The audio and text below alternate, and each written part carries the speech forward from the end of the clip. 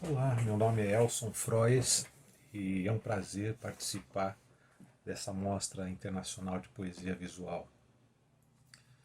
Eu queria começar falando da minha jornada com a poesia visual.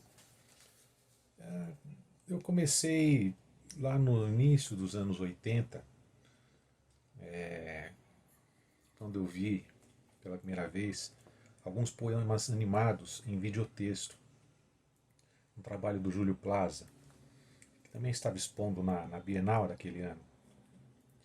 E ali eu tive a oportunidade de ver, né, de alguns autores que me marcaram muito depois. É uma forma rudimentar ainda de apresentação da poesia no monitor, né, com geralmente algumas palavras que se movimentavam, davam de cor, de posição e de forma. E ali tomei o primeiro contato com poetas como Paulo Leminski, Alice Ruiz, Júlio Plaza, Regis Bonvicino, Nelson Ascher. E dali, deste momento em diante, realmente eu tive um despertar para esse universo. Passei então a procurar me informar e conhecer melhor esses autores, né? E ali a presença mais importante foi a do Júlio Plaza, porque ele, além de apresentar esse tipo de inovação tecnológica, ele tinha um trabalho voltado para a tradução intersemiótica. Né? E, então, o que eu vim a descobrir depois é que isso tem uma relação profunda com o universo da poesia visual, né? Justamente pela semiótica. Eu criei uma definição de poesia visual que consta na entrada do meu livro, que surgiu lá na minha primeira mostra individual de poesia visual, lá na PUC, em 91, chamava 10 poemas. Então eu tinha ali por introdução uma espécie de definição assim imprecisa e abusada, algumas linhas, né, do que eu imaginava ser a poesia visual. Ente energético suspenso entre códigos. Fluxo em curto-circuito, disparando um feixe de relações numa semiose combinatória. Montagem intersígnica, onde a visualidade é um dado semântico junto ao verbal, na composição da sintaxe do poema.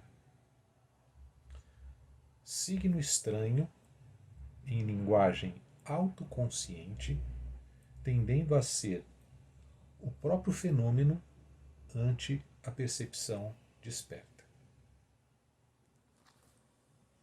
Sobre as minhas influências, eu não posso deixar de citar Augusto de Campos, né, que é o meu mestre desde dos primeiros poeminhas, né, que eu compus, sempre seguindo ali de perto o que eles já diziam lá atrás na teoria da poesia concreta, né, a questão da consciência de linguagem, e também os outros poetas, o Décio Pignatari, o Haroldo de Campos, e uma série de outros, só para citar.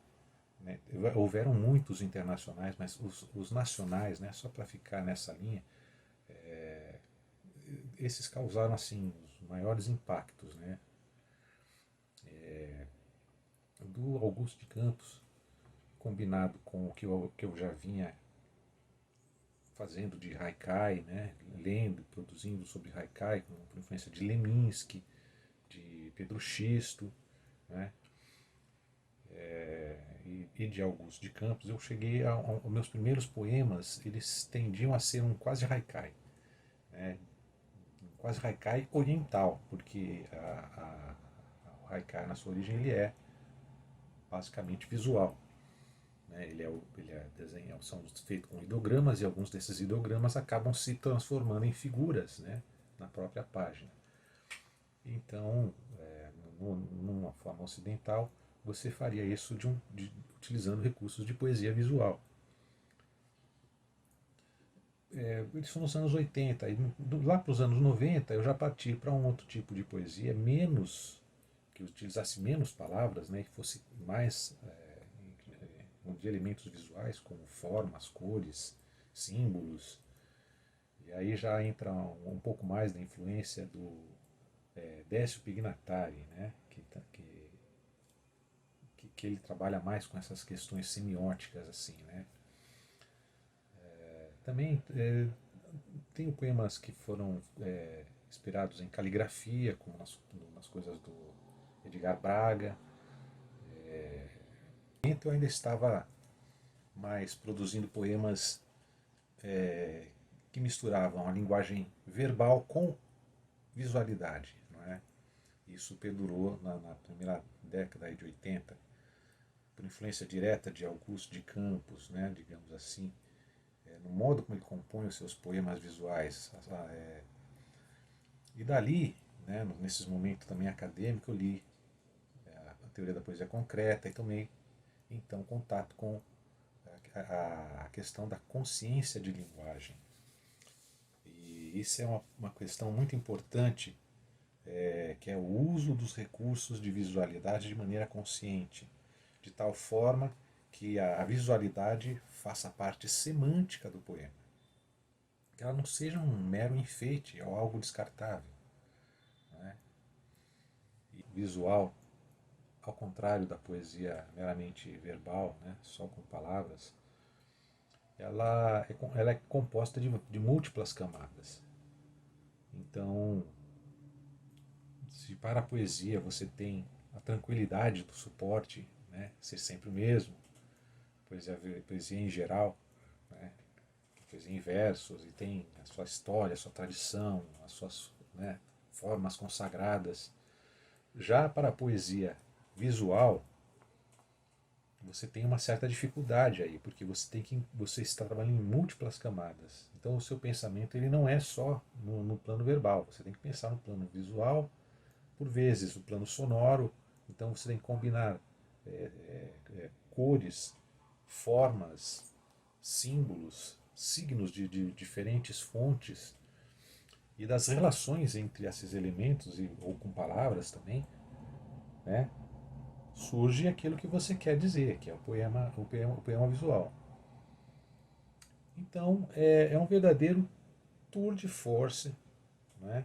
Você produzir imagens significativas num universo que é abundante em imagens que não têm significado profundo, que são banais.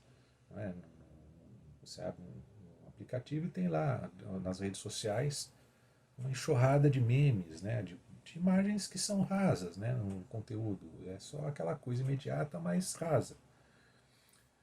Então, nesse sentido, a poesia verbal ela está mais protegida, né, porque ela se diferencia muito das outras formas verbais de expressão. Né. Agora, a poesia visual, ela, pelo contrário, ela se mistura muito, né? Ela é, por sua natureza, meio que inclassificável, né?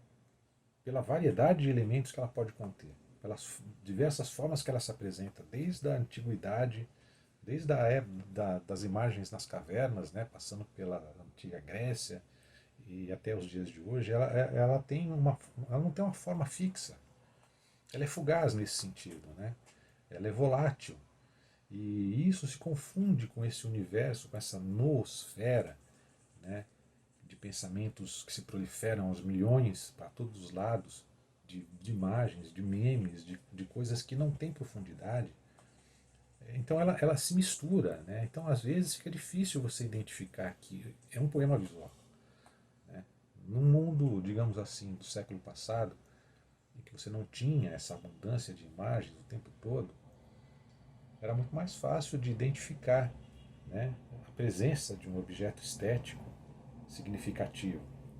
Fica aqui o meu agradecimento por por este convite maravilhoso do pessoal da Casa das Rosas e parabéns pela iniciativa e que venham outras mostras tão boas quanto essa aí, futuramente. Até logo.